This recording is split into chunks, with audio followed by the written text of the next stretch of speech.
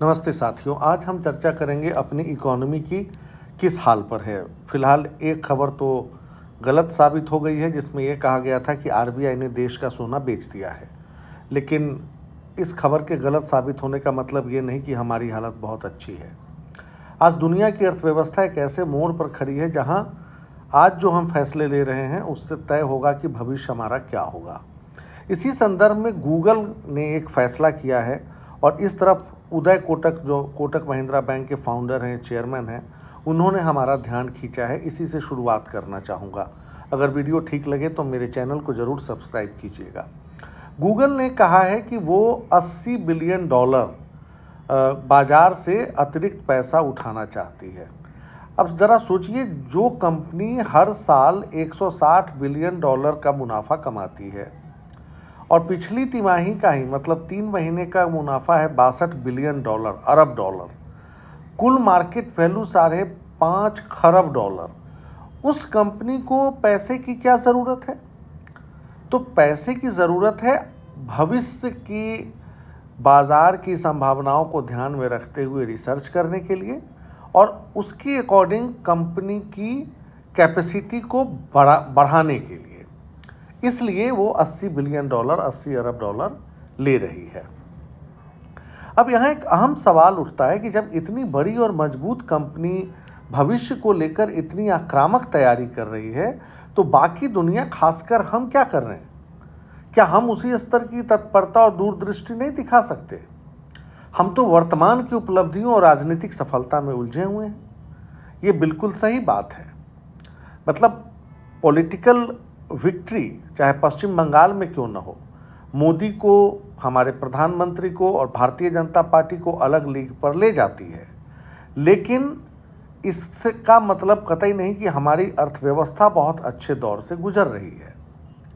अब कुछ लोग आर्थिक गिरावट की बात को मान सकते हैं कि ये सही नहीं है, बहुत शाइनिंग हमारी इकोनॉमी है, तो ऐसा नहीं है। हम ये कहते हैं कि हम जीडीपी हमारा जो है वो 6% की दर से बढ़ रहा है और दुनिया में हम सबसे तेज़ बढ़ रहे हैं। लेकिन असली बात 35 साल के औसत की तुलना में छिपी है। अगर हम 2014 के बाद की बात करें तो जीडीपी वृद्धि दर में हमारी रैंकिंग दुनिया में 9वीं है, पहली नहीं है।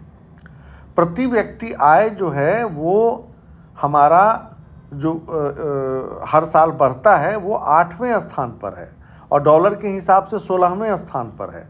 और पता है पहले स्थान पर कौन है? बांग्लादेश 8.3% के साथ। इथियोपिया दूसरे स्थान पर है। भारत, हम 4.7% के साथ 16वें स्थान पर हैं। इसलिए बंद कीजिए ये कहना कि हम सबसे तेज़ बढ़ती अर्थव्यवस्था हैं। हम 2013 में फ्रेजाइल 5 का हिस्सा थे, यानी सबसे कमज़ोर 5, और अब जब फ्रेजाइल 2 बचा है उसमें भी हम ही शामिल हैं। दूसरा है तुर्की। हमारा जो करेंसी है, हमारा रुपया है, उसकी हालत ख़राब हो चुकी है, एक साल में 12% गिर चुकी है। तो इसलिए किसी मुगालते में सरकार न रहे, न हमें रहना चाहिए कि हमारी इकॉनमी बहुत अच्छा कर रही है। एफडीआई की बात होती है, एफडीआई बहुत आ रहा है। लेकिन हमने क्या किया? हमने ये सोचा कि अरे हम तो जीतते जा रहे हैं, जनता वोट करती जा रही है तो कंपनी झक मार के आएगी भारत में। अरे ऐसा होता नहीं है, कोई कंपनी झक मार के नहीं आती। इसके चक्कर में हमने 2015 में बायलैटरल इन्वेस्टमेंट ट्रीटी जो थी उसमें चेंजेस कर दिए। मतलब अब एक तरीके से जो बाहर की कंपनियां हैं उनको यहाँ कामकाज करने में ज़्यादा अप्रूवल्स लेने पड़ते हैं, ज़्यादा क्वालिटी कंट्रोल कर दिए गए हैं। और उसके बावजूद जो एफडीआई की हर साल जो वृद्धि दर है वो बहुत शानदार नहीं है। अगर हम 80 बिलियन अरब डॉलर का एफडीआई आता भी है तो हम 40 अरब डॉलर तो हमारा जा रहा है बाहर, तो नेट सम तो 40 अरब डॉलर ही बचा।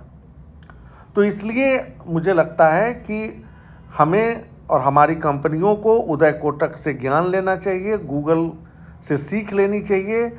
हमारे लिए बहुत इम्पॉर्टेंट है कि हमारी जो बड़ी कंपनियां हैं वो इन्वेस्ट करें, और इसके लिए अगर इन्वेस्ट नहीं करती हैं तो रिटर्न भी नहीं मिलेगा। और उदय कोटक ने तो बड़ा तंज भी कसा है। उन्होंने कहा है कि आईपीएल खत्म हो चुका है जनाब, अब भारत को असली काम पर लौटना चाहिए। ये एक हल्की फुल्की टिप्पणी नहीं है, ये गहरा संकेत है कि आप अपनी प्राथमिकताएं यानी प्रायोरिटीज़ ठीक करिए। हमारे पास एक विशाल बाजार, युवा आबादी, तेज़ी से बढ़ता डिजिटल इकोसिस्टम है, लेकिन इन फायदों को वास्तविक ताकत में बदलने के लिए ज़रूरी है कि निवेश का माहौल भरोसेमंद बनाया जाए, पॉलिसीज़ में स्टेबिलिटी लाई जाए और फॉरेन इन्वेस्टर को स्पष्ट संदेश दिया जाए कि भारत एक सुरक्षित और आकर्षक गंतव्य है। इसलिए बहुत ज़रूरी है, बैंडेड जैसे उपाय नहीं काम करेंगे, हमको स्ट्रक्चरल चेंजेस करने पड़ेंगे।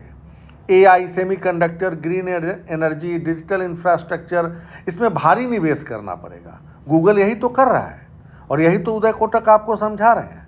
इसलिए हमें इसे एक चेतावनी और एक अवसर दोनों के तौर पे लेना चाहिए।